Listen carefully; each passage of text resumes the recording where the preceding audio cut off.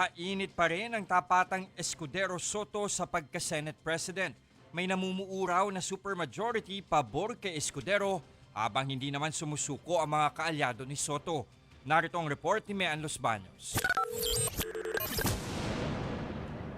Hindi lang basta majority, kundi posible raw umabot sa supermajority ang sumusuporta kay Senate President Chis Escudero. Ayon kay Senate President Pro Tempore Jinggoy Estrada, napatunayan yan sa pinaikot na resolusyon bilang pagsuporta sa liderato ni Escudero. We have enough numbers, more than 13 I suppose. And I think Senate President Chis Escudero is already secured of having his next term as Senate President.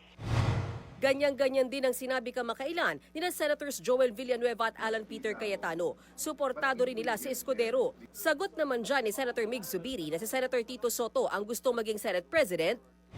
Eh di wow.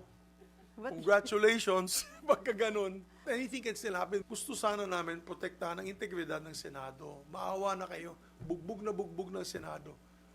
Sa matang tao, bugbog ng Senado. So, never say die. Dagdag pa ni Zubiri, hindi siya satisfied sa kasalukuyang liderato ng Senado. Kahit nga raw sa pagbibigay ng chairmanship sa isang komite, hindi sila kinakausap.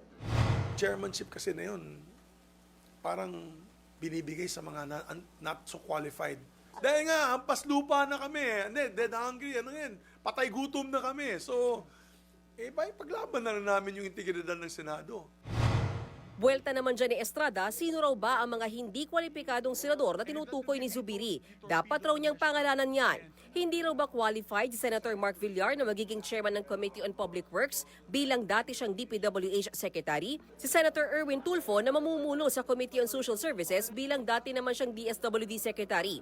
Si Senator Bam Aquino na magiging chairman ng Committee on Education. Si Senator Kiko Pangilinan na pamumunuan naman ng Committee on Agriculture. Si Senator Sherwin Gatchalian na hahawak ng Finance Committee at Senate Blue Ribbon Committee naman na posibleng ibigay kay Senator Rodante Marcoleta. Sagot pa ni Senator Jinggoy sa hirit ni Zubiri na hindi sila kinakausap para sa committee chairmanship.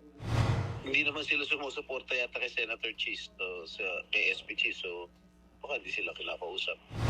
Ayon naman kay Senator Zubiri, handa siyang maging bahagi muli ng minority bloc kung sakaling hindi manalo si Soto bilang leader ng Senado. Nagbabalita mula sa Frontline, Mean Los Baños, News 5.